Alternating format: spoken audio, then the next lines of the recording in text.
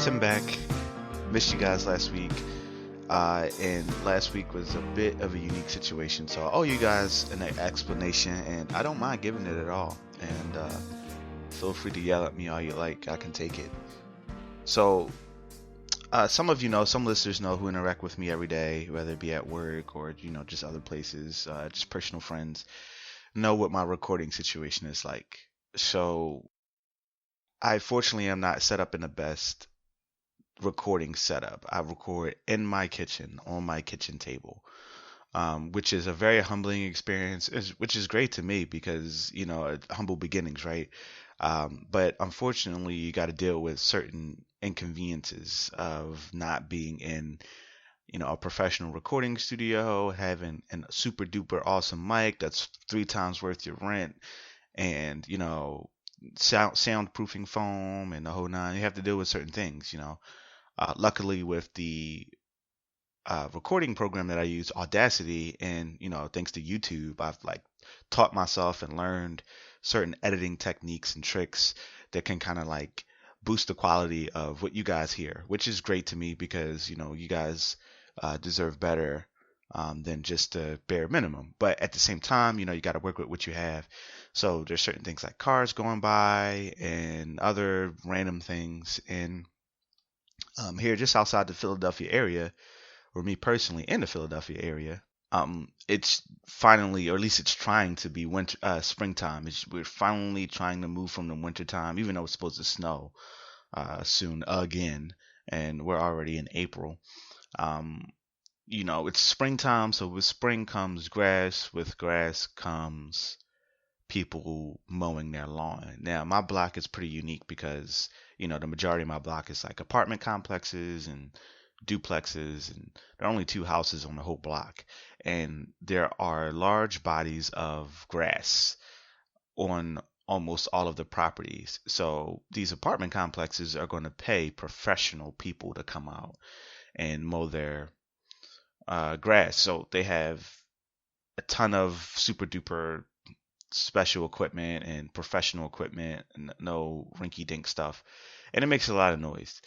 So, coincidentally enough, I guess it was just instinctively, I actually got up pretty early last week, just to kind of get my day started. And for whatever reason, something told me like, hey, you should want to get out ahead of the game on your recording so you can kind of just lounge around afterwards a bit.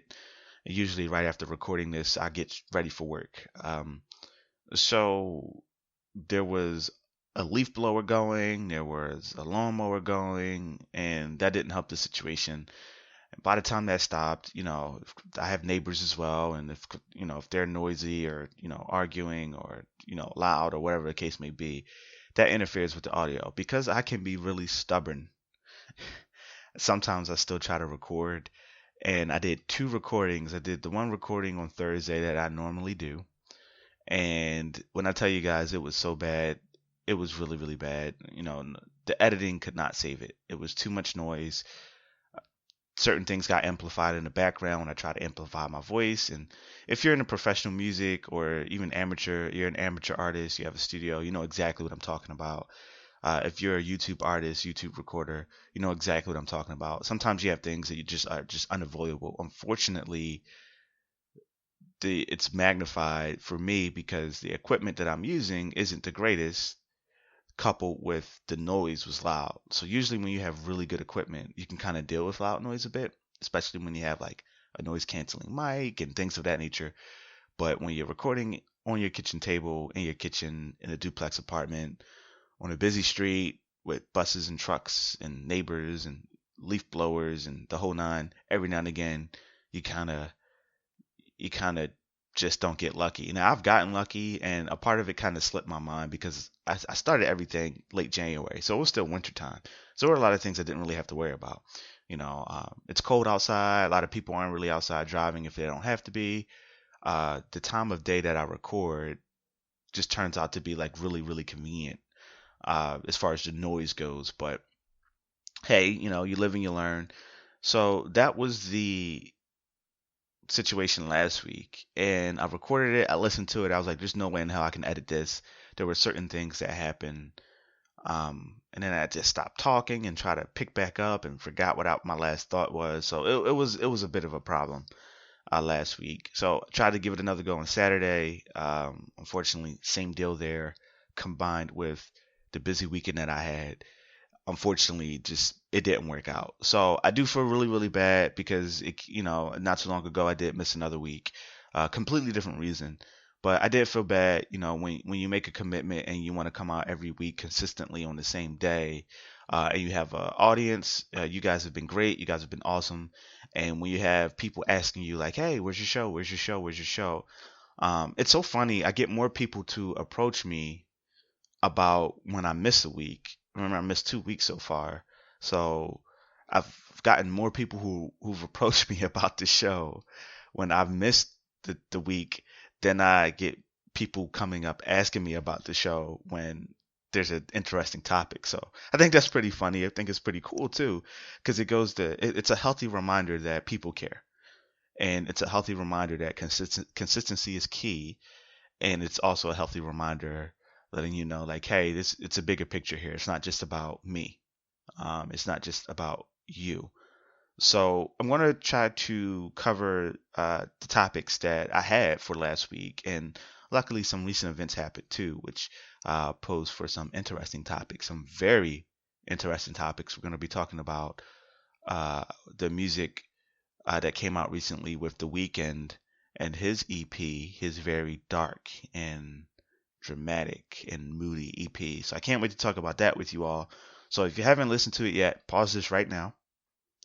Stop right now. Go and listen to it. It's only like 21 minutes long. It's 6 songs. It's just an EP.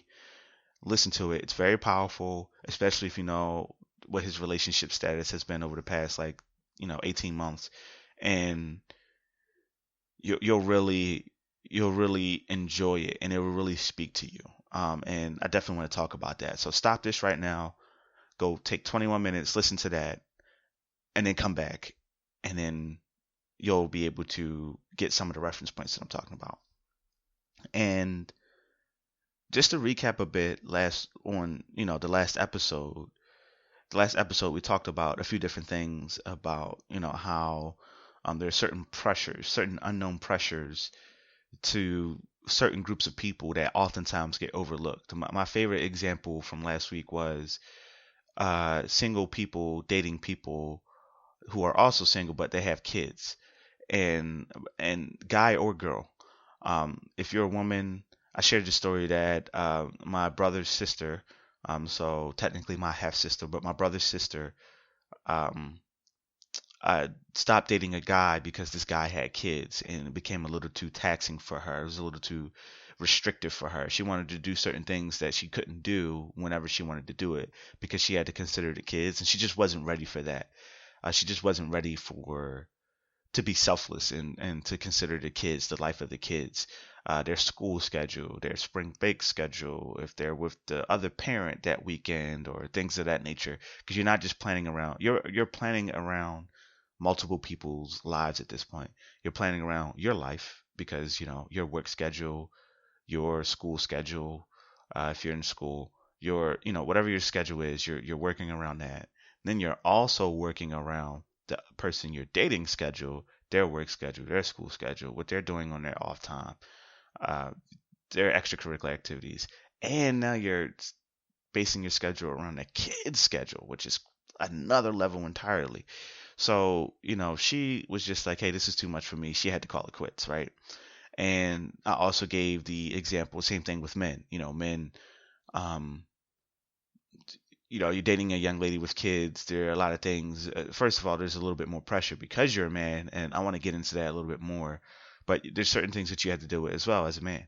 And then it kind of got me to thinking, so obviously I listen to my episodes too. I want to hear how it sounds. I want to listen to what you guys listen to. And also it may inspire me on another topic for the following week. And I think it's pretty cool because it's like, oh yeah, I forgot to say that, or hey, I wanted to say that and I didn't get to bring it up. So I have my notes in front of me, and I have little notes and what I want to talk about. But at the same time, certain things slip my mind. So when I was listening to the last episode, and again, I do apologize if I say last week out of habit. as we took last week off. But as I was listening to the last episode, and I was just listening to the part about the pressures that men have, I really got to thinking, and I was thinking like, I try to be fair in my assessment because I'm only one man and I can only speak from my experience and I can only speak from the experiences that I've come across. I worked in retail for 10 years, so I saw the unique experience when men would come into the store and share their experience. Of course, I have friends for, well, 5 years, 10 years, 20 years who, share their experiences. I have frat brothers who share their experiences, and they're way older than me. Most of them are old enough to be my father or grandfather in some case. So they share a unique experience because not only are they sharing the experience as a man, they're sharing the experience as a man who grew up in a different time period than I have. And it really got me to thinking about I think there are some obvious pressures that men have to deal with. I think there are some pressures that people go, oh, you know what? I didn't really think about that. But I also think there are pressures that certain women don't understand. And I think some of them want to understand. Like some of them, on the earlier episode, I talked about how much men and women will never understand each other, but they actually want to. They do want to understand each other. They want to try. Um, I think there's certain women out there who actually do want to understand men better. And the problem is a lot of men don't open up either because we weren't taught to open up, and that's a completely different topic that we'll touch on a future episode because I definitely want to talk about parenting and the male being raised by another man and another woman. But a part of the reason men don't share their emotions is some of them don't know how to, some of them don't want to, some of them think it's weak. Some of them think like, oh, as a man, I shouldn't be saying this or doing this. And we don't understand in a lot of circumstances it's okay to be emotional. It's just the word emotional in and of itself has a negative connotation. So whenever something or someone gets deemed as being emotional, it's never really, I would say the majority of the time it's viewed as like negative. Oh, you're being an emotional. You need to make a business decision. Are you being an emotional? You need to be professional. Are you being emotional? You need to make this decision that's best for your family. Are you being emotional? You need to leave this job and go to this job for the better situation. It's always like a negative thing, like, hey, you're being emotional. So when you're constantly being raised in that culture as a man, there are going to be certain things that you just don't want to do or you feel like you shouldn't do because it's not what a man should do. And there are a lot of pressures that we as men go through that I think, like I mentioned earlier, some are obvious, some aren't. And a lot of those is like a condition, the conditions of a relationship. I think so. Men and women have different standards, right? Men have different standards on what they require from a woman, and it's usually not that many. It's usually not that many standards, and it's usually like intangible. Now, obviously, I'm not speaking for every man. I'm sure there's some men out there who say, "Oh, a woman has to have this material item." But generally speaking, I'll speak personally for me, for Tim, and I'll also speak on behalf of some of the men that I've spoken with about the topic. Um, a lot of the things that we require from a woman are usually either A, based on our last relationship, or B, an intangible item. So what I mean by that is we'll say, hey, I want my woman to share some of the same interests that I do. So I want a woman who, is outdoorsy like I am. I would like a woman who's really into collectibles like I am. I would like a woman who's really into art like I am, who's really into music like I am. Um, or they'll say things like, "Hey, I want the woman to have a uh, good financial growth, good financial maturity. She has to be responsible with money. She has to keep me in check with my money, my spending habits. She has to be encouraging to me when it comes to setting goals and completing them. Or she has to be healthy." And care about her health and encourage me to live a healthy lifestyle. Like a lot of intangible things, like things that have a lot to do with the mindset. Meanwhile, again, all based on my experience, I know there are going to be a lot of people out there, guy or girl, who go, no, that's not the case. Or no, that's not true. Of course it's not true, but it's my truth. It's my truth, it's what I experienced, and I'm sure there is a lot of other people's truths as well. I'm sure a lot of you have experienced some of the experiences that I have, and I encourage you all. From I'll talk if you'll listen at hotmail.com, or on Twitter, ITIYL underscore ITIYL, or like most listeners do in person. I encourage you, if you disagree, talk to me. My mind is willing to be changed. Change my mind, as the memes say, is louder, as seen with louder with Crowder. Like, change my mind. Like, when I say something, of course it's going to sound definite. Of course it's going to sound absolute. And it's because I haven't come across an opposing argument to make me change my mind yet. So if you disagree with my truth, if you disagree with my perspective, my experience, to help me understand. I think the part of the reason I started this podcast is to, encourage an open-minded train of thought. And that does not stop with me. I encourage you all to try to change my mind as well. But my experience, and the men who are close to me in their experience, women are usually about material. They usually say, I want a guy to have this, which there's nothing wrong with that. But I think it'd be really naive to not call out that difference. For example, if I prefer the stovetop and you prefer the grill, it's okay. Either way, we're still cooking food, but there is a difference and it has to be known.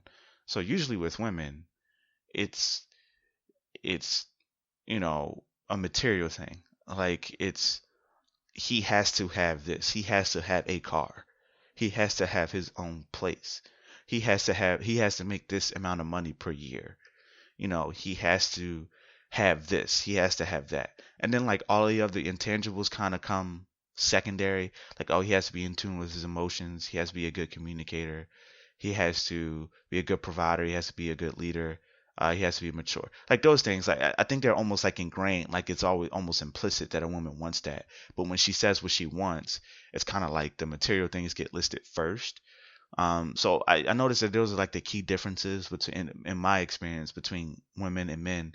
And oftentimes it'll say that women have higher standards than men do. It'll oftentimes say, uh, women care more than men do.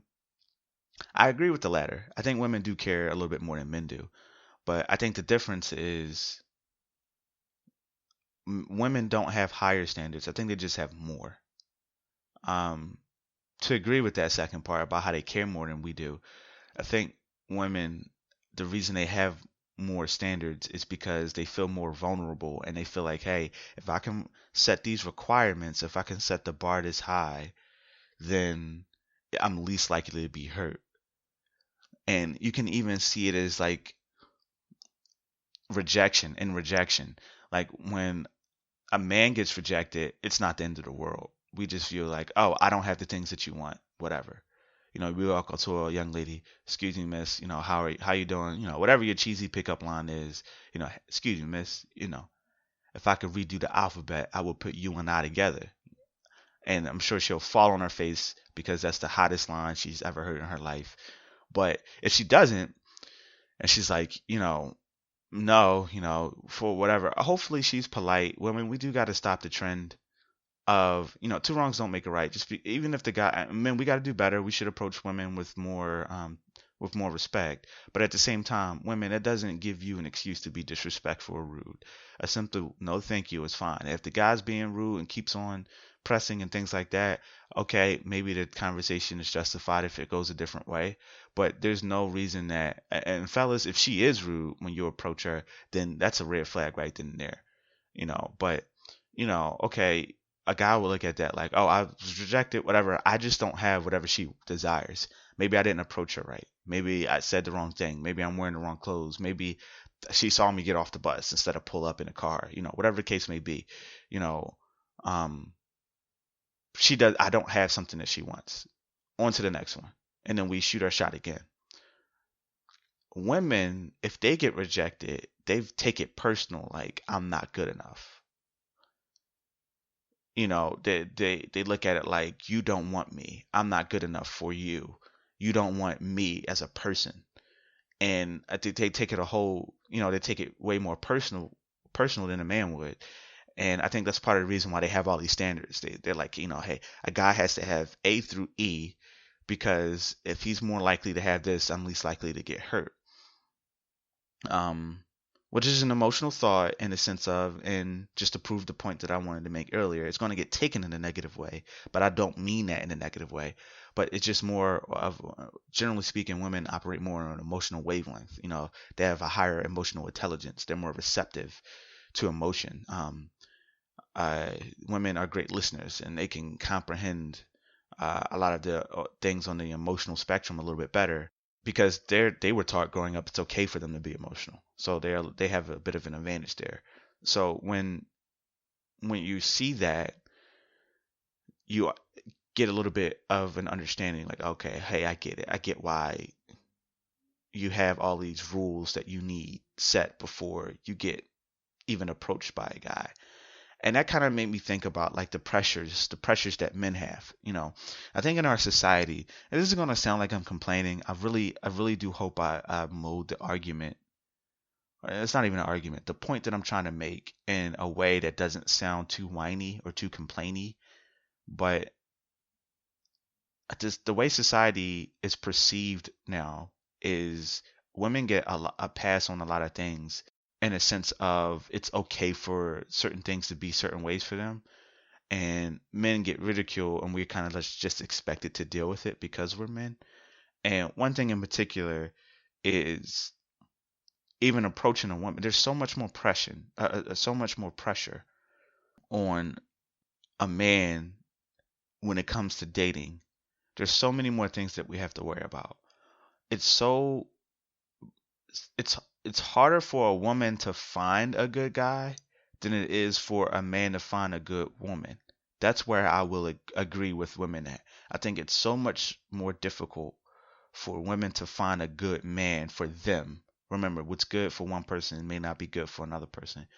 But I think it's so much more difficult for a woman to find a man that's good for them than it is for a man to find a woman that's good for them, because I think it's easier for women to date. I think it's easier for women to find men. They don't have to try. Because at the end of the day, men are more likely to, I'm trying to say this I don't want to say this in a negative way, but I got to be really careful on how I say this. Men are more likely to settle on what their standards and expectations are and compromise than women are. And a man would say like, hey, she has to have long hair, and then come across a young lady with, you know, average or short hair, and he'll date her. He's like, oh, whatever, I'll take what I can get, or, not in the sense of her attractive, how attractive she is, but just in the sense of, she doesn't have to have long hair. Towards, I think a woman, it'd be a little bit more like they'll shut it down. Like, hey, the guy has to be taller than me, or he has to be tall, period. And if he's not taller than me, I can think he's attractive. I can think he's cute. I might even let him take me on a few dates, but it's not going to go anywhere because I'm automatically turned off. I think there's a little less wiggle room uh, for men when it comes to women, and women have more leniency. But it just, there's certain things, there's certain pressures. For example, even when a man approaches a woman, there's so many things that we have to be considerate of, and there's so many things that's like on our shoulders. Is she in a good mood that day? Because if not, we go and catch it. If did a guy before me, how many times did she try to get approached today? Were they rude? Were they nice? What am I wearing? Is there paint on my pants from work today? Are my hands ashy? Is my hair well groomed? Am I speaking well? How's my posture? You know, is it okay that I got off the bus, or whatever? Now, a lot of women will argue like none of that stuff matters. Just shoot your shot. The biggest thing we care about is confidence. A party wants to say that's BS. And if it was that type of show, I would use the word I want to use, but that's BS. It's really, really, women, let me just put this out there. It's really, really annoying that guys, when you try to say certain things don't matter, when you clearly, clearly know that they do, those things matter. And if they didn't, we wouldn't have the perception that they do. But there's all those things going on in our head, you know. And you do have some knuckleheads out there. The guys, their pants are sagging, and they're just approaching women any old kind of way. And they make it, the good guy, they make it tougher on the good guys because, they're constantly ruining our reputation. But it's a revolving door because men wouldn't approach women like that, and men wouldn't, dress that way if they knew that they couldn't get any play from a woman. Trust me, if it happened long enough, and I'm not saying overnight, but let's just take a specific example, like a young man who's dressing, with, he has a Holy Muscle shirt on, his pants are, his boxers are showing, his pants are sagging, and he's approaching up a young lady with the Ayo Maz and, shorty and all that other stuff. If a woman shows him time of day, if a woman gives him play based off of that, and he gets what he wants, whether it be a relationship or whether it be sex, he's going to keep doing it. He's going to think, oh, there's nothing wrong with this. I'm going to keep doing this. And on the flip side, women, you, women and men, but it just to provide some insight to women, you're going to attract a certain type of guy when you behave and dress a certain kind of way. So, obviously, if you dress in tight clothes, you dress in revealing clothes, and you go out to the club, and you're going to go, you go, it's time for the percolator to come on, you percolating, it's, you're going to attract a certain type of guy. And if that's what you want to do, that's what you want to do. I'm not judging. I'm just saying be aware of the type of guy that you're attracting. Um, and the knuckleheads out there do ruin it for the good guys, so we do get some of the flack. But it's very important that these pressures are brought to light, because I think a lot of the time, even in the conditions of a relationship, right? I mean, what are your conditions? Let me know. What are your conditions of relationship? Like, what does a man or what does a woman have to have before you even consider dating them? I think there are more pressures on a man. We have to be viewed as having certain things. Like, for example, it's more of a pass. Again, not every woman cares about this, so there are going to be some exceptions to the rule. But there's more of a pass with certain things. There's more of a pass if a woman doesn't have a car than if a man doesn't. It's more of a pass if a woman lives with her parents than if a man does. It's more of a pass if a woman doesn't have a full-time job versus if a man doesn't have a full-time job. It's more of a pass. It's just like there's certain things, and there's a lot of pressure there. And I would love to hear, especially from a woman's perspective, why do you all think that is? Why do you think there are these certain pressures, these certain standards on a man? It's kind of like who teaches these things? Like I always thought that, like I think that often. Who teaches women these things? Like who teaches women like a man has to have this? Where do they learn that from? Where does that come from? I think one of the best things that could happen to a woman is having a good, strong father in her life, because women, there have been several studies out there that say women subconsciously want to find a man that's like her father, in the sense of like, the type of leader, the type of provider, the type of caregiver as a father, the things that, there's nothing like a father-daughter relationship. And a woman wants that in a man, and eventually a woman wants that for her daughter, to have that type of father-daughter relationship. So it's understandable from that angle. It's understandable from the angle of, hey, this is the type of man my father was. Hey, this is who I saw my father to be. I want my man to have these qualities and these traits.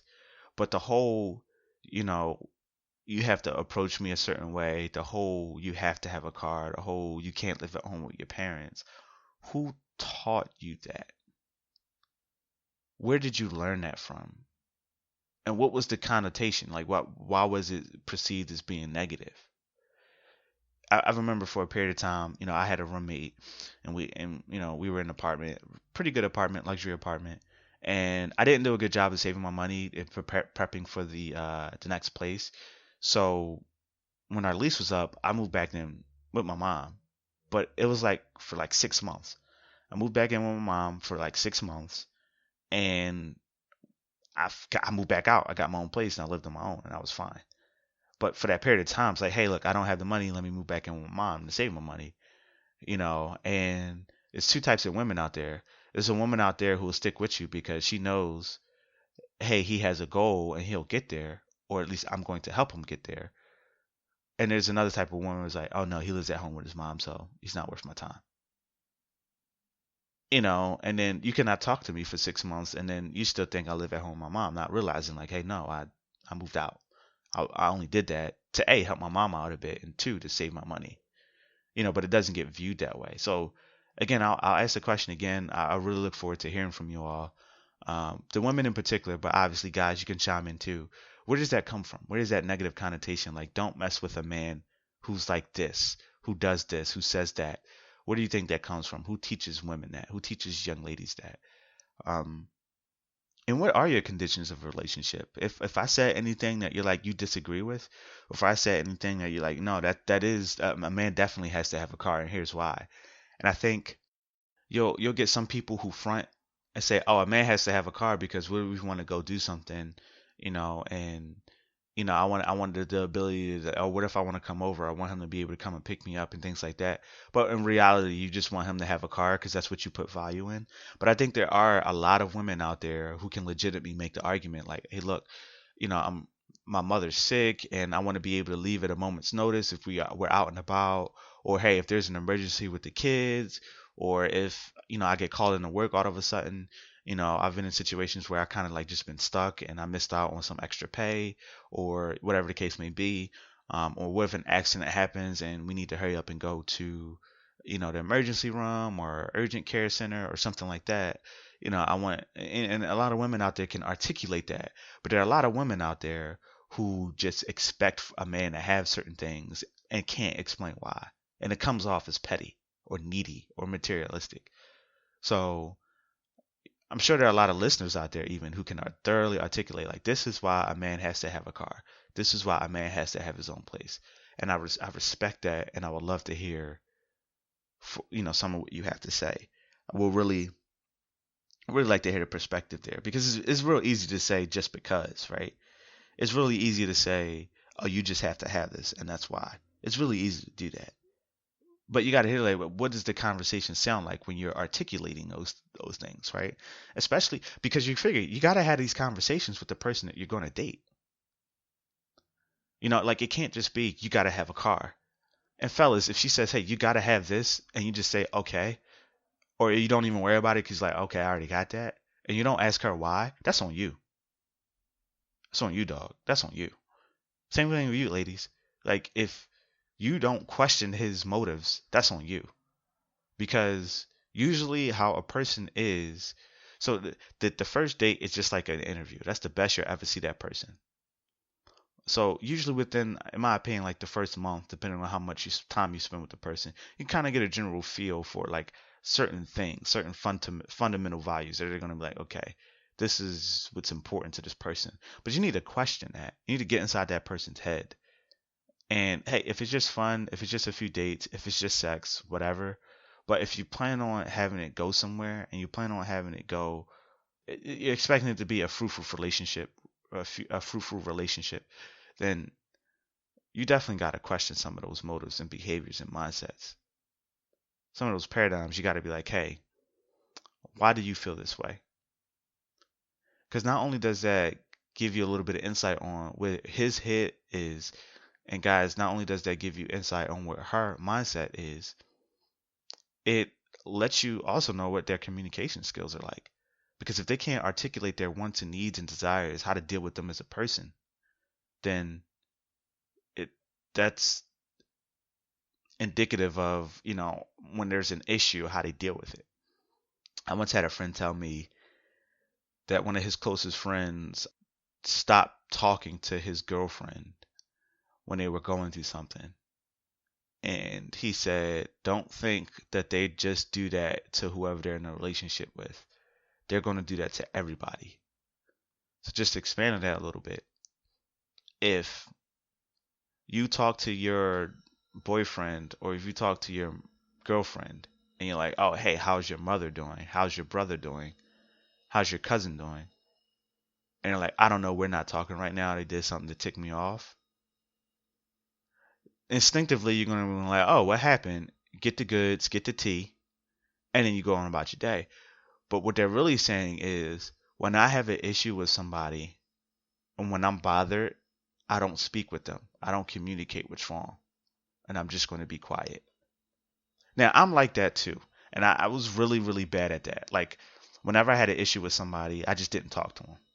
Now, I'm still like that a little bit, but where I've improved dramatically at is I communicate that.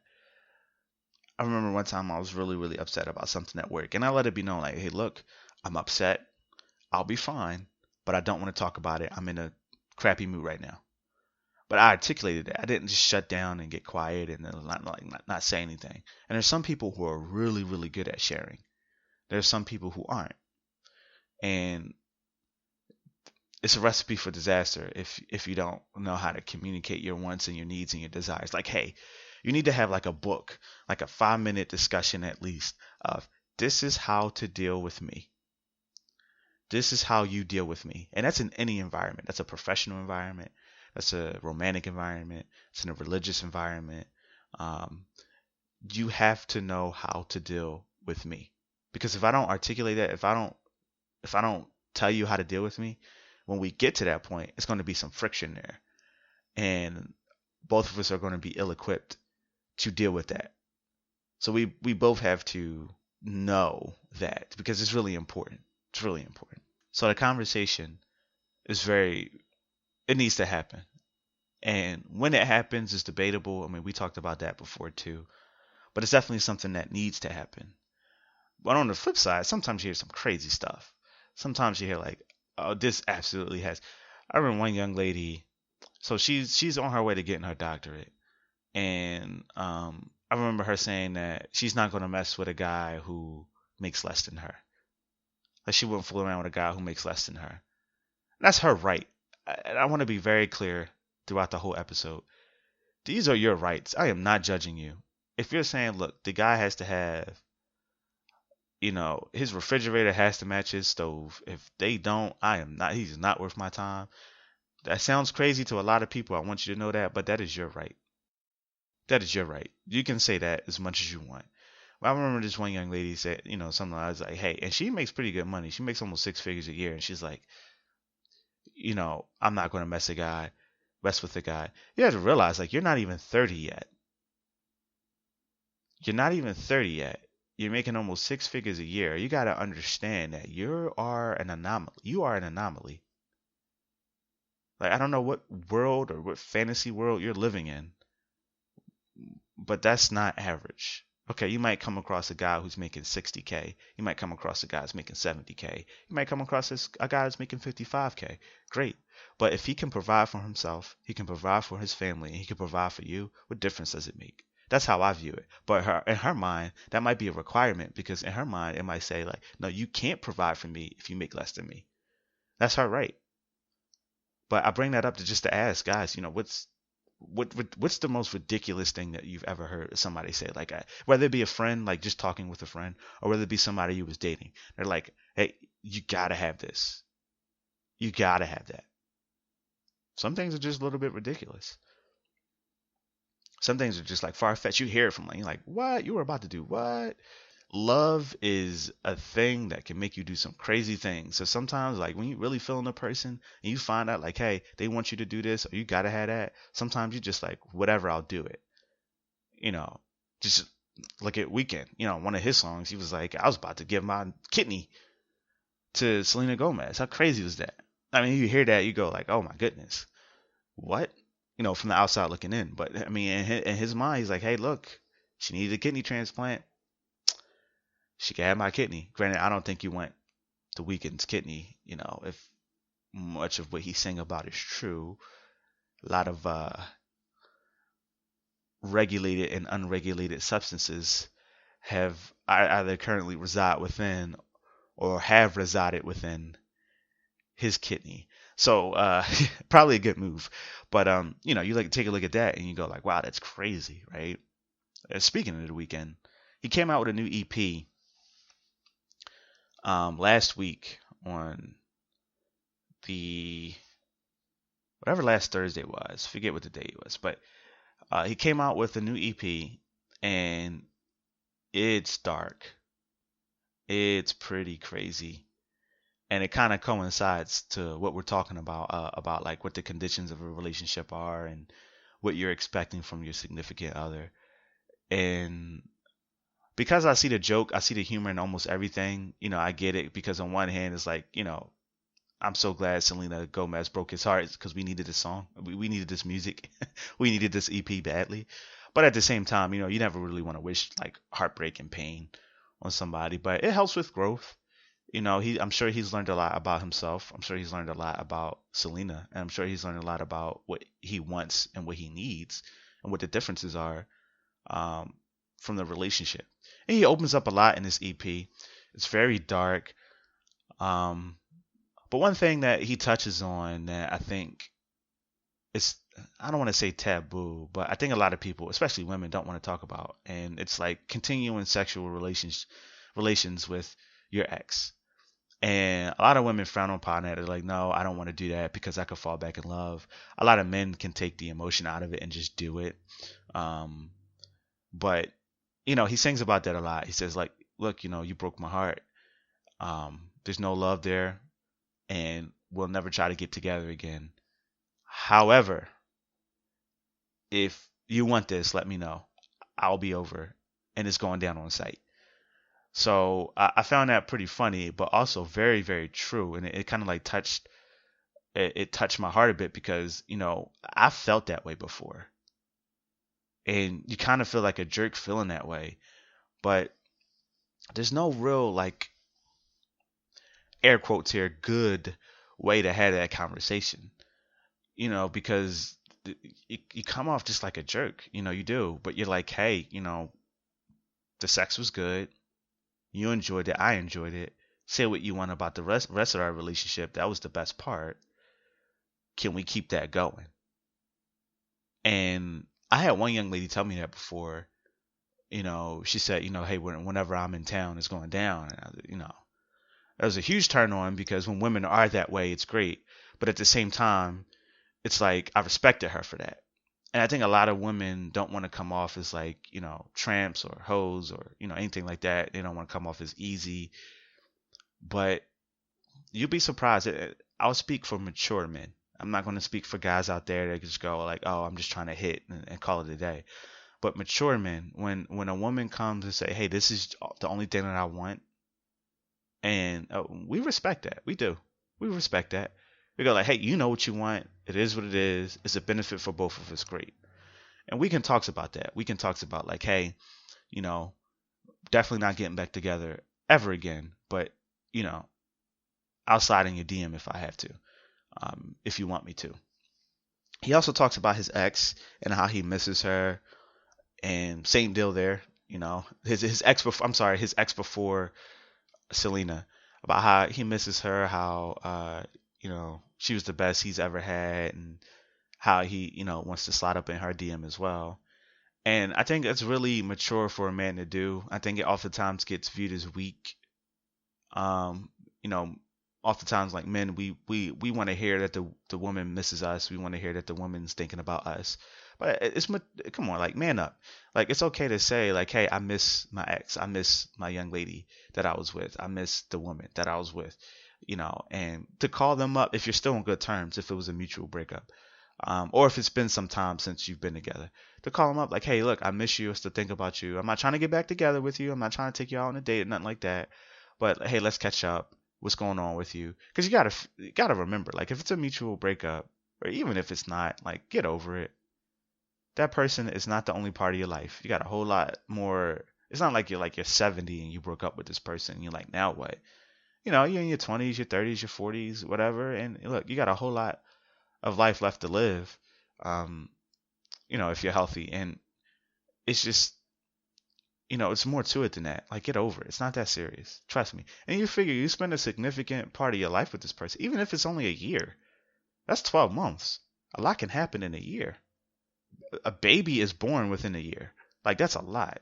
Like a lot of things can happen. And to have this person with you for a good chunk of your life, and to not like check up on, like, hey, I'm curious, how you been? Hey, I know when we were together you were thinking about going back to school. Did you ever do that? Hey, I know when we were together and you said you wanted kids. Did you, do you have any kids now? Or, hey, you were living over here in this part of the city. Are you still there? Hey, I drove this through this part of the city and I thought about you. Does your mom still live over there? Like, you don't have to be bitter about everything. A lot of people sever really, really, really good relationships that they have just because it didn't work out with the person that they're with. So what? Now, in some cases, like, okay, I get it. Like, you're only going to be friends with somebody if you're in a relationship with their friend. And depending on how deep that relationship is, like if it's the type of relationship like you only saw this person's family when you went over there on holidays, you only saw this person's friend when y'all went to like Dave and Buster's together or something like that, they're like, okay, I get it. um like I get it. Like there's no reason to talk to that person because you only saw them and that person didn't put any effort into seeing you. That person probably just views you like, oh, this is my friend's boyfriend, oh, this is my friend's girlfriend. Like, so I get it. But like one of my buddies actually is still really close with his ex's brother because they play games together. So they, they obviously met through my buddy's girlfriend, and they discovered like, hey, we have a similar interest. We both like to play games, and then they got each other's, online information, and then they play games like religiously. Like it even got to the point where even when he wasn't with his girlfriend, he was online with her brother playing games together. So when it didn't work out with them two, his brother was mature enough to like, look, you didn't like break her heart or cheat on her or do like hit her or anything like that. It just didn't work out with you two. It ain't got nothing to do with me, and I enjoy playing games with you. So they're still close to this day. So sometimes, can you imagine the joy that would have been stripped from them and the experiences that they would have been stripped from them if it was just like, oh, I want to be friends with you, but you broke up with my sister, so we can't be friends anymore. That just sounds so immature to me. I mean, hey, look, whatever floats your boat, find your lost remote. If that's what you want to do, that's fine. But it's more to life than just being mad at somebody. It really, really is. I mean, look at the Weeknd. He manifested his emotion into music, and I think that's beautiful. For him to manifest that emotion and that raw, unfiltered emotion into music is just beautiful to me. On I think it was the last track I want to say, he talks about how, like, hey, I don't want to hear how you're struggling because when you were struggling and when you were going through what you were going through, I was there for you and I was willing to be there for you. But you decided to leave me for somebody else. I don't want to hear it anymore. But if you still want to have sex, let me know. That's pretty much like the whole theme. The whole theme of it's like, hey, I was good to you. This is pretty much the EP in a nutshell. I was good to you. You did me dirty. You left me. That's messed up. I was about to give you my kidney. I was willing to go above and beyond for you, and you did me dirty to go back to somebody that you say you didn't even want to be with. But if you still want to have sex, that's basically the EP in a nutshell. So hey, look, give that a listen. If you didn't follow the instruction early in the episode and stop the episode to go and listen, do that now. Like, I understand you probably like, hey, look, Tim is more important. I get that, and I respect that, and I appreciate that. But go and listen to The Weeknd. It is The Weeknd. Hell, it's The Weeknd now. It's Friday. Well, at least it'll be Friday when you listen to it. It's Thursday for me now, but it'll be Friday when you listen to it. So go check that out. Listen to it, and hopefully it'll get to the point where maybe I can start using some of the Weeknd songs in my intro and outro. That'd be dope. But in the meantime, yeah, guys, go listen to that. It's really, really dope. And feel free to write into me, and feel free to come up to me. Feel free to follow me on Twitter, and tell me about what you think of the album. Tell me about what it means to you. Tell me about both sides. Tell me, have you ever been in this same position that The Weeknd is in? And tell me, have you ever been the person that The Weeknd is singing about? And a lot of people don't want to talk about that part. A lot of people don't want to be like how you did somebody dirty or how you hurt somebody, and then, it didn't work out. and now you're the victim of a song. But hey, you can talk about it. I won't know who you're talking about. It's okay. I won't judge you. And I would love to share you some of you guys' experience. Last thing, guys, before I go, and I really wanted to bring this up because I wanted to keep you guys in the know. So a few things going on out there, guys. So obviously, you can listen to this on more than one outlet. You can listen to this on Google Play. You can listen to this on Spreaker. You can listen to this on iTunes. You can listen to this on Stitcher. Now there's a fifth medium out there that I uploaded my first episode to, but I kind of got. I'm gonna just be real with you guys. I got lazy and I didn't do it because the whole YouTube thing, to turn around and edit this and then go around and edit the YouTube thing, it was just a lot of work. But I'm gonna hop back on a ball because I had a very productive conversation with one of my friends about how useful that can be for some people.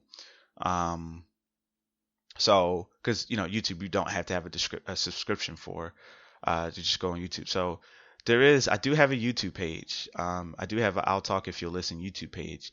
It's just the very, very first episode is on there. Nothing. So by the time you listen to this, you're going to go there. It's only going to be one episode.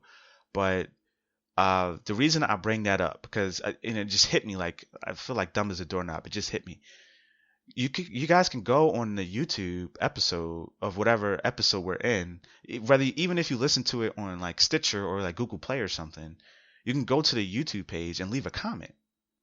So for all of you, I can't tell you how many of you I speak with who are like, hey, look, I want to email. Like I think a lot of you do, and hopefully I'm not making a poor assumption here, but I think a lot of you do want to email. I think like as you're listening to it, you're doing something to where you can't, like if you're at work, you can't email at work. You're not going to email from the work email address. People who monitor the email going like, hey, actually, no, do that. Email from the work email address so the people who monitor the email can listen too, and they can subscribe because it's all love for everybody.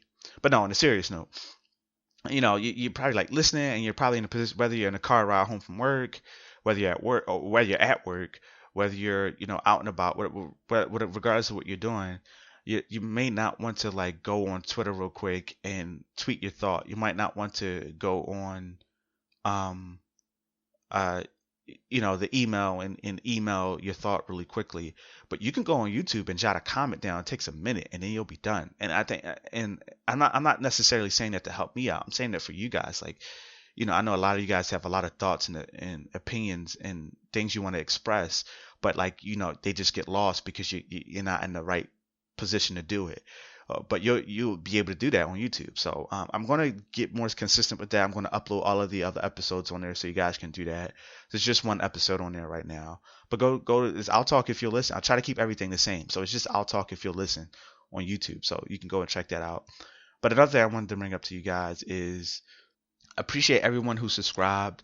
I actually have a review on one of my listeners left a review on iTunes, so that was pretty cool.